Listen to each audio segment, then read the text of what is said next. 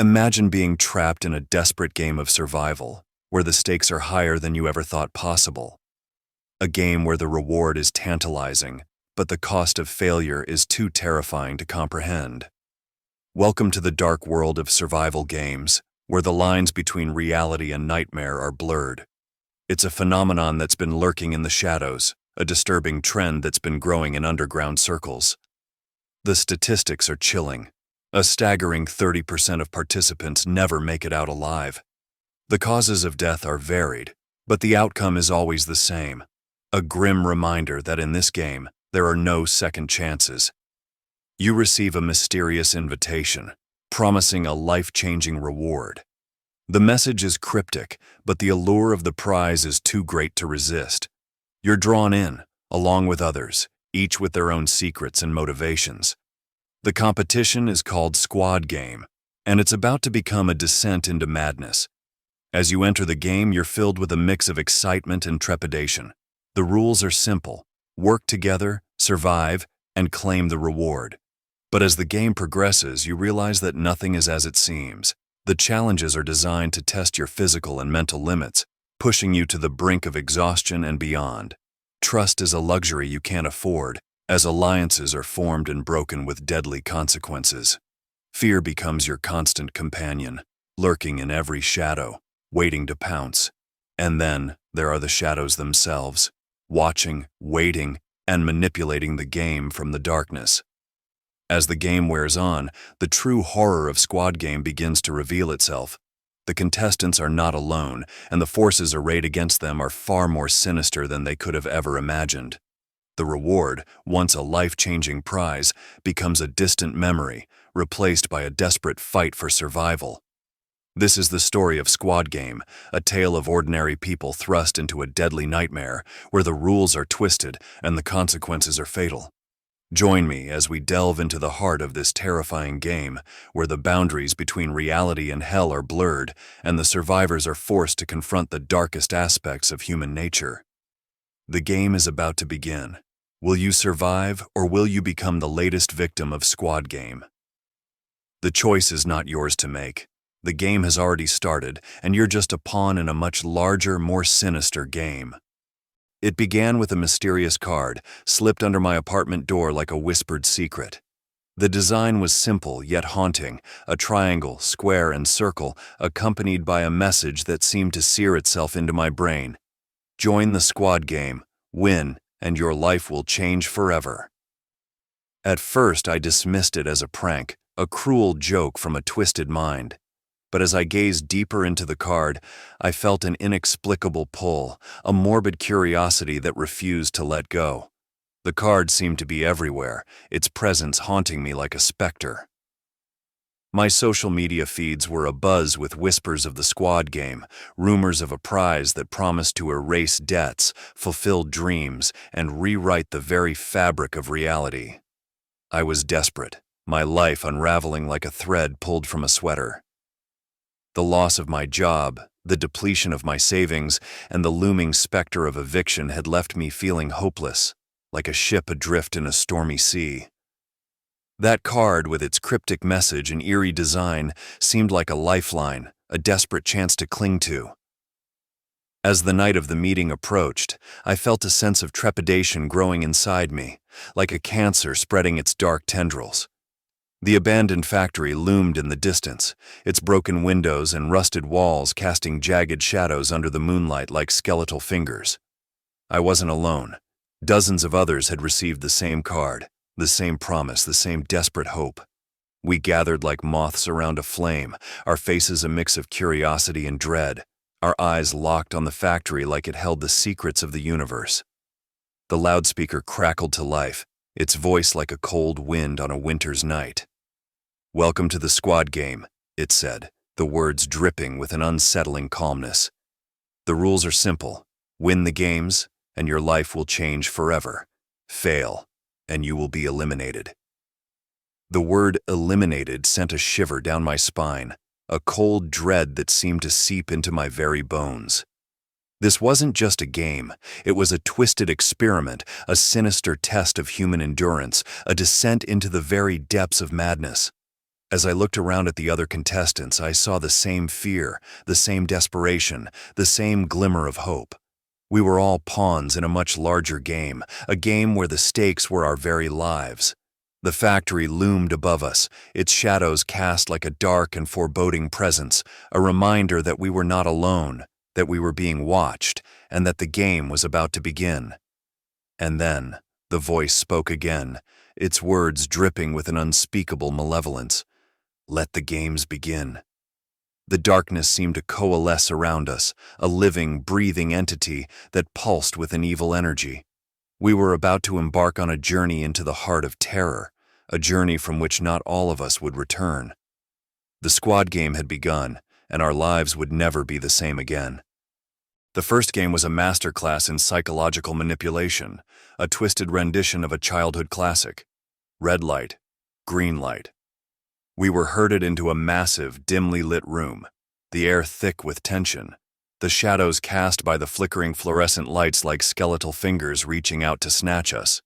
At the far end of the room, a mechanical doll stood watch, its eyes glowing with an otherworldly red light, like two hot coals burning with an inner fire.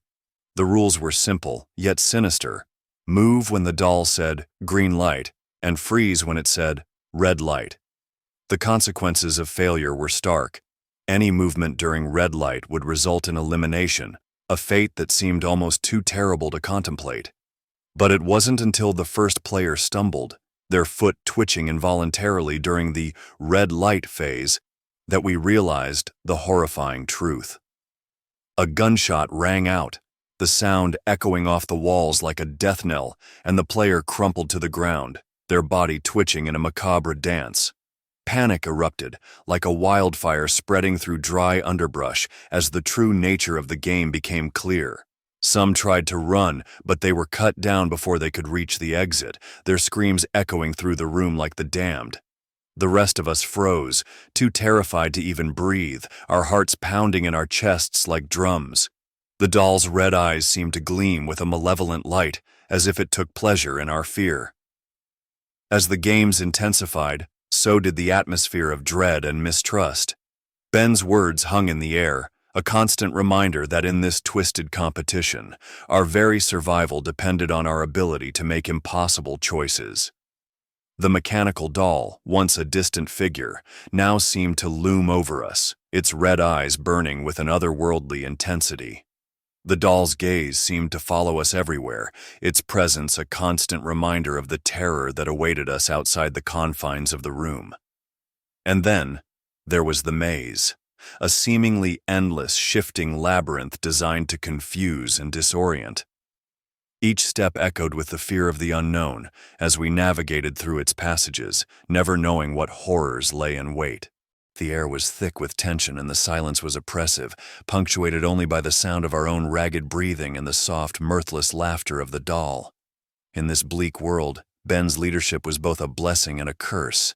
His ability to make the tough decisions, to sacrifice some for the sake of others, was a double-edged sword. It was a quality that inspired both admiration and terror. As we faced each new challenge, the lines between loyalty and betrayal, friendship and survival became increasingly blurred. And then there were the others, players who had formed their own alliances, their own agendas and secrets. The game had become a complex web of distrust and suspicion, where looking over your shoulder was as much as a habit, never knowing who might strike next. In this environment of fear and distrust, even the most innocent actions could be misinterpreted, leading to devastating consequences. In the shadows, the doll watched and waited, its red eyes never blinking as if savoring the chaos it had unleashed. For in its twisted game, we were not just fighting for survival. We were pawns in a much larger, more sinister play. And the mastermind behind it all? The mechanical doll, with its haunting red-eyed stare, seemed to embody the very essence of malevolence, pulling the strings from the darkness, orchestrating our descent into madness. As the last remnants of daylight faded, casting long, ominous shadows on the walls, we realized that our fate, and that of the game, hung in the balance. The Squid Game had become an all-consuming horror, a desperate fight for life where every decision, every step could be our last. And in the heart of this terror was the doll, its presence a grim reminder that in this game we were nothing more than pawns, subject to the whims of a monstrous, unblinking gaze, forever trapped in a desperate bid for survival. As we entered the third game, the fragile thread of trust that had barely held us together began to fray. The familiar confines of the factory were replaced by the eerie, sprawling landscape of an abandoned mansion, shrouded in an unsettling silence. The dense woods that surrounded us seemed to whisper ominous warnings, their branches like skeletal fingers reaching out to snare us. And then, there were the cameras. Cold, unblinking eyes that watched our every move, their presence a constant reminder that we were nothing more than pawns in a twisted game. The new challenge was a scavenger hunt, a desperate search for hidden keys that would unlock the doors to the next room. But the mansion was a labyrinth of terrors, filled with deadly traps that lurked in every shadow. Hidden blades sliced through the air, collapsing floors threatened to swallow us whole, and poisoned darts waited to strike, turning every step into a perilous gamble. Ben, ever the self-proclaimed leader, divided us into smaller groups, his voice laced with a false sense of reassurance. "Stick together, and we'll have a better chance of surviving," he said. But his words were hollow, and it was clear that he was only looking out for himself. I found myself grouped with 3 others: Sarah, a college student with a quick mind and a sharp instinct for survival; Mark, a burly construction worker with a rugged determination; and Lila, a single mother with a fierce will to live. Together, we navigated the treacherous landscape of the mansion, our hearts racing with every creak of the floorboards, every flicker of light. The shadows seemed to come alive, twisting and writhing like living things, and the cameras seemed to be waiting for us to slip up, their lenses glinting with a malevolent anticipation. The air was thick with tension, heavy with the weight of our own paranoia. Who could we trust? And when would the other shoe drop, plunging us into a desperate fight for survival? The final game was the most soul-crushing, the most devastating of all. A deadly, twisted version of hide-and-seek. The mansion was plunged into an inky blackness, and we were forced to scatter like rats, desperate to find a hiding spot before the seeker found us. The masked figure, armed with a glinting knife, stalked the shadows, seeking out its prey with an unnerving patience. I hid in the attic, crouched behind a pile of dusty, cobweb-shrouded furniture, my heart racing like a jackrabbit's as I tried to stifle my ragged breathing. The air was heavy with the scent of decay and rot, and the faint sound of footsteps echoed through the mansion like the beat of a funeral drum.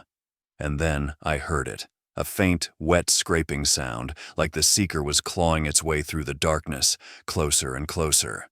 Suddenly Ben appeared, his face a ghostly pale, his eyes wild with fear.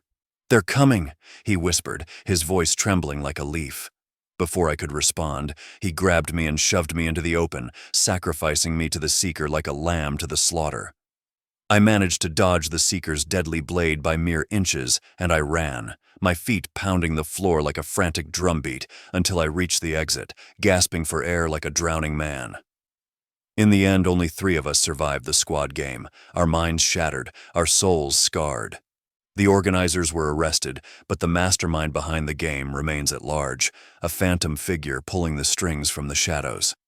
Ben didn't make it, his betrayal costing him his life, a grim reminder of the choices we made to survive, the compromises we made with our humanity. The experience has left me haunted, forever changed. Every shadow, every flicker of light feels like a threat, a reminder of the terror that lurks in every corner, waiting to pounce.